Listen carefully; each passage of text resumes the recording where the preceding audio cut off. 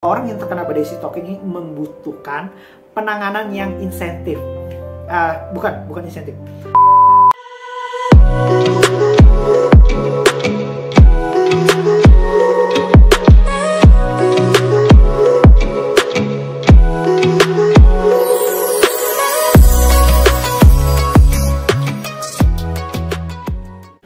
Berita sekarang yang sedang hype di kalangan media massa untuk dunia kesehatan adalah badai sitokin, terutama pos pasien yang barusan terpapar COVID-19. Sebenarnya badai sitokin itu sejak awal COVID-19 sudah pernah dijelaskan oleh beberapa ahli, beberapa dokter. Hanya saja sekarang kasusnya lagi up banget karena kemarin salah satu public figure Indonesia, Om Deddy Kobuser, dia mengaku terpapar badai sitokin. Jadi dia terkena badai sitokin dan mengundang salah satu dokter yang menanganinya dia waktu itu, dokter spesialis penyakit dalam, Dokter Gunawan, dalam podcastnya. Nah di situ dokter menjelaskan, membenarkan bahwa Om Deddy ini kena badai sitokin. Lagi hype-hype-nya nih. Jadi kita mau tahu nih, kira-kira badai sitokin itu apa? Sitokin itu apa? Apa bahayanya bagi tubuh sesuai dengan judul thumbnailnya yang tadi? Bagaimana jika kita terkena badai sitokin gitu ya? Yuk sama-sama kita bahas tentang badai sitokin.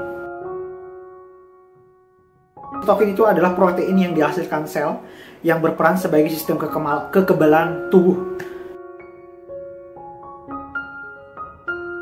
Sitokin itu dibentuk ketika ada suatu zat atau senyawa yang disebut antigen. Nah, antigen ini bisa jadi virus, bisa jadi bakteri, bisa jadi jamur, atau tubuh itu sendiri yang biasa dikenal autoimun. Jadi dia begitu ada benda asing, contohnya ini ya virus, bakteri, jamur, apapun. Nah, sitokin itu akan menghasilkan. Terus apa sih perannya sitokin itu di dalam sistem kekebalan tubuh manusia? Ya, kurang lebih saya ilustrasikan seperti ini. Jadi gini saya jelaskan ya. Misalnya ada sebuah senyawa, anggap aja virus A, virus B, virus C yang akan masuk ke dalam tubuh. Ini tubuh kita ini. Tubuh manusia ini akan masuk ke dalam tubuh manusia. Nah, di dalam tubuh itu ibaratnya kayak tentara gitu ya. Jadi di dalam tubuh kita itu kalau yang masuk virus A, maka yang melawan adalah sel A. Saya tulis di sini ya. Ini sel A, sel B, ini sel C.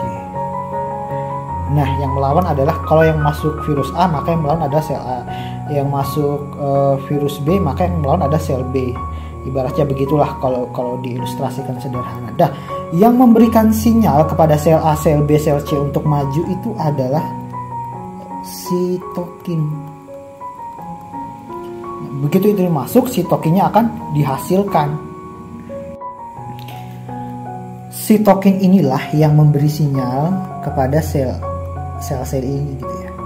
Jadi ketika yang masuk, misalnya yang masuk adalah virus A, maka sitokin langsung kasih bendera peringatan gitu ya.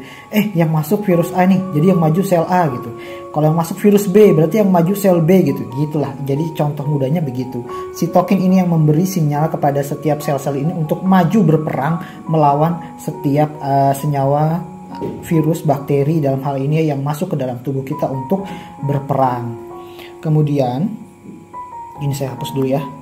Oke. Jadi kita sudah tahu tadi sitokin yang memberikan sinyal. Jadi misalnya yang masuk ini adalah virus A. Kemudian yang melawan tentu sel A gitu ya. Jadi ini mereka berantem nih. Berperang lah yang ngasih ini. Kemudian yang ngasih sinyal adalah sitokin. Kemudian sitokin ini juga dia mempersenjatai setiap sel dengan setiap senjata gitu. Nah, senjatanya adalah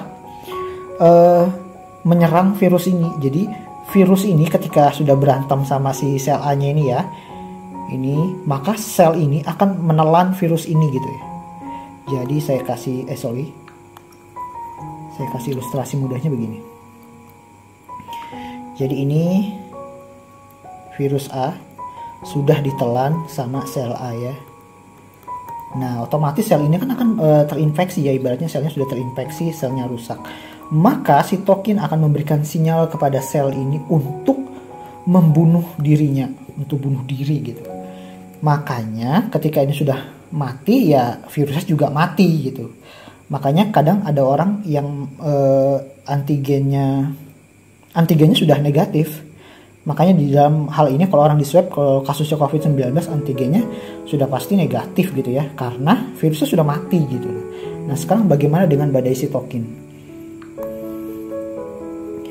Badai sitokin, jadi menurut beberapa ahli, ini ceritanya virus COVID-19 ya. Virus COVID-19 yang masuk itu berlebihan, banyak. Maka sitokin yang dihasilkan juga banyak. Paham ya? Jadi virus yang masuk ke dalam ini ya, saya kasih ilustrasi. Ini dia masuk ke dalam paru-paru ya. Saya gambar paru-paru, sorry gambarnya nggak terlalu bagus. Nah ini masuk ke dalam paru. Sitokinnya kan dihasilkan berlebihan gitu ya. Sebenarnya COVID-nya sudah mati gitu. COVID itu sudah mati yang gara-gara yang tadi tuh ya, yang sebelah saya, sitokin menginstruksikan kepada setiap sel-sel yang terpapar dengan COVID, yang menelan COVID itu mati gitu ya. Tapi karena sitokinnya berlebihan, maka tubuh itu akan bingung. Sitokin akan memberi perintah kepada sel yang sehat, ini sel sehat, untuk bunuh diri juga. Karena selnya mati, ini selnya kan ada di organ paru-paru nih kebetulan, organ di paru-paru. Karena selnya mati, maka akan terjadi gagal organ. Gagal organ itu organnya tidak berfungsi dengan sempurna. Gagal fungsi, kita kan tahu paru-paru fungsinya untuk bernafas. Makanya kalau paru-parunya rusak, gagal organ, nggak bisa berfungsi secara baik, ya sudah pasti pasiennya akan sesak. Lama-kelamaan ini yang bisa menyebabkan kematian. Jadi kurang lebih kayak begitulah penjelasan singkatnya teman-teman ya. Bagaimana badai sitokin itu bisa terjadi di dalam tubuh kita. Oke? Nah, dari ilustrasi yang tadi saya sampaikan, jadi begitu ya. Dan ini yang dialami oleh salah satu pendeta dari asal Indonesia juga ya, Pastor Raditya Oloan, suami dari artis Joanna Alexandra. Jadi waktu itu si Joanna menjelaskan kalau hasil swabnya Pastor Raditya ini sudah negatif, PCR-nya sudah negatif. Tapi itu dia terkena badai sitokin. Sitokinnya masih tinggi, nyeranglah organ vitalnya dia, yang kebetulan waktu itu yang diserang adalah paru-paru. Jadi seperti itu penjelasan yang singkatnya.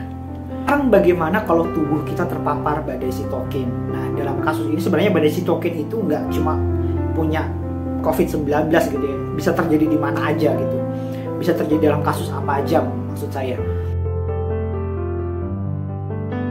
Yang harus kita lakukan adalah pertama, cermati gejala dalam tubuh kita. Biasanya kalau orang kena badai sitokin tiba-tiba dia bisa demam naik turun gitu ya. Nah beberapa pasien itu ada yang banyak sih keluhannya, ada yang mengeluh nyeri sendi, bahkan ada mual muntah gitu. Penurunan saturasi tapi nggak sesak.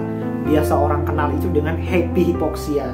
Tapi kalau di dalam medisnya sebenarnya ada sebuah dokter menyampaikan, kata dokternya yang benar itu ada silent hypoxemia gitu ya.